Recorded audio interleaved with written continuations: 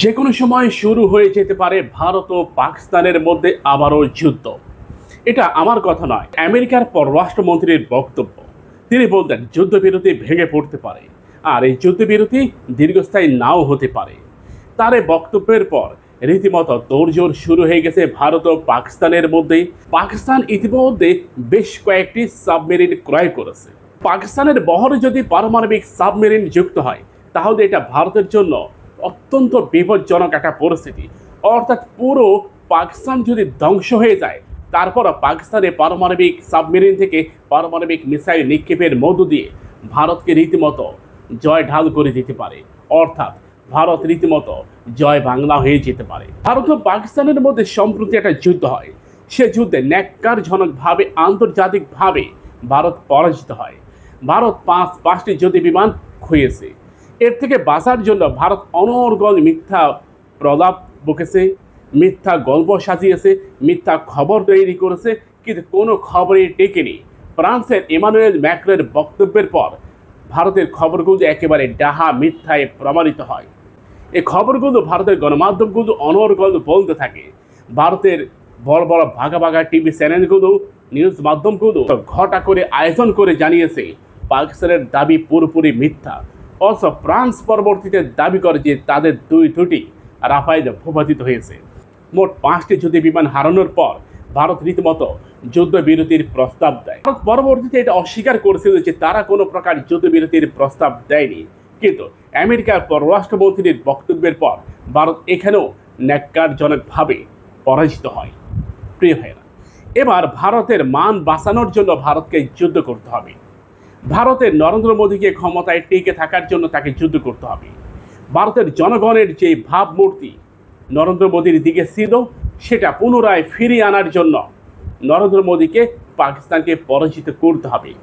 অর্থাৎ ভারতের ভোটের বাক্সে নরেন্দ্র মোদীকে বিজয় অর্জন করতে গেলে পাকিস্তানের বিপক্ষে একটা বিজয় তার প্রয়োজন। তা না হলে বিজেপি অর্থাৎ ভারতের যে নরেন্দ্র মোদীর রাজনৈতিক দল, সেটা ব্যাপকভাবে ভরাডুবি হবে। এটি আমার কথা নয়, এটি ভারতের হিন্দুস্তান টাইমসের বক্তব্য। সেখানে এটাই স্পষ্টভাবে উল্লেখ করা হয়েছে যে এবারের ভোটে জনগণের প্রতিক্রিয়া পুরোপুরি নরেন্দ্র মোদীর বিরুদ্ধে। কারণ ভারতের জনগণ খেয়ে থাকুক আর না খেয়ে থাকুক, তারা পাকিস্তানের ব্যাপারে কখনোই সিদ্ধান্ত নিতে ভুল করে না। যাদের কারণে তারা পরাজিত হয়, তারা তাদেরকে প্রচণ্ডভাবে ঘৃণা করে। তার প্রমাণ ক্রিকেটে আমরা বহুবার দেখেছি। বহুবার আমরা এটা শুনেছি ভারতের সাবেক ক্রিকেট ক্যাপ্টেন মহেন্দ্র সিং ধোনি কিংবা সৌরভ গাঙ্গুলি অথবা রাহুল দ্রাবিড় এদের বাড়িঘরে আগুন জ্বালিয়ে দিতে, এদের বিভিন্ন আসবাব স্থাপনায় আগুন ধরিয়ে দিতে দেখেছে ভারতের জনগণকে। কারণ তারা কোনো অবস্থায় পাকিস্তানের কাছে পরাজয় এটা তারা মানতে পারে না। ভারতের জনগণ এটা খুব ভালো করে জানে নরেন্দ্র মোদী পাকিস্তানের কাছে মুখ থুবড়ে পড়েছে। নরেন্দ্র মোদীর প্রশাসন পাকিস্তানের কাছে ভেঙে পড়েছে। এই ভেঙে পড়া, মুখ থুবড়ে পড়া, এখান থেকে উঠে দাঁড়াতে গেলে নরেন্দ্র মোদীকে একটা যুদ্ধ করতে হবে। তাও ছোটোখাটো কোনো যুদ্ধ নয়, মোটামুটি একটা ফাইট করার মতো যুদ্ধ।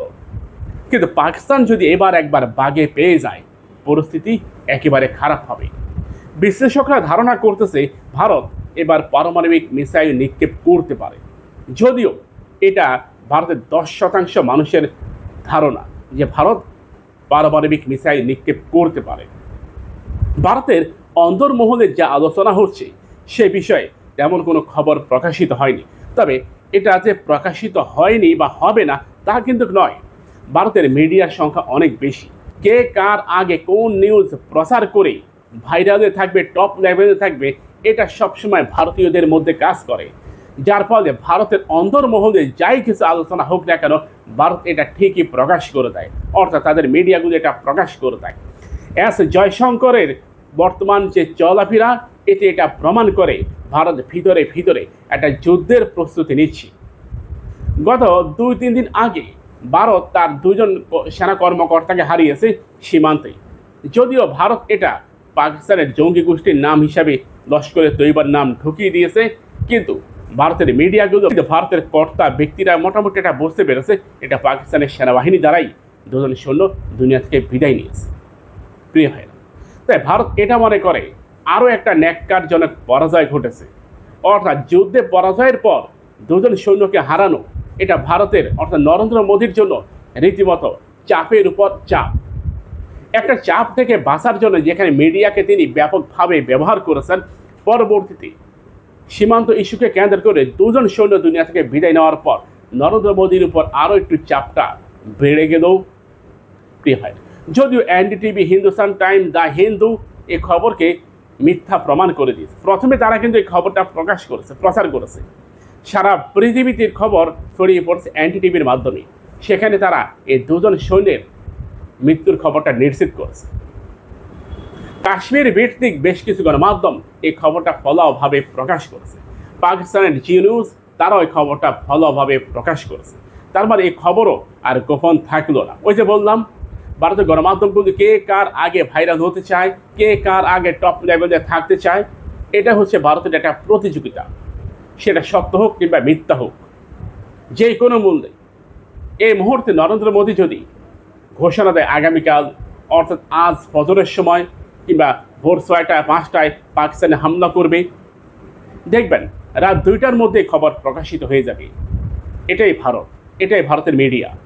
ভারত ও পাকিস্তানের মধ্যে সংঘাত বেঁধে গেলে এবার সেটা থামার সম্ভাবনা একেবারে কম থাকবে। আমেরিকা চাইলেও এই সংঘাত এবার থামাতে পারবে। এর কারণ কি? এর আগে পাকিস্তান যুদ্ধ থামাতে চায়নি। পাকিস্তানের শাহবাজ শরীফ তিনি যুদ্ধ থামিয়ে দিয়েছেন, সেনাবাহিনী চায়নি। কিন্তু এবার পাকিস্তানের সেনাপ্রধান আসিফ মনির তিনি ফিল্ড মার্শাল খ্যাতি প্রাপ্ত, যার ফলে যুদ্ধের যে কোনো সিদ্ধান্ত নেওয়ার ব্যাপারে পাকিস্তানের সেনাপ্রধান চূড়ান্তভাবে অনুমোদিত হয়েছেন। যার ফলে তিনি চাইলেই একদিন, 1 মাস, 15 দিন, 1 বছর, 5 বছর, 10 বছর ব্যাপী যুদ্ধ করার ক্ষমতা রাখেন। পাকিস্তানের প্রধানমন্ত্রী এক্ষেত্রে তেমন কোনো নাক গলাতে পারবে না। আমাদের চ্যানেলটিকে সাবস্ক্রাইব করুন, পাশে থাকা বেল বাটনে ক্লিক করে আমাদের সাথে যুক্ত হন।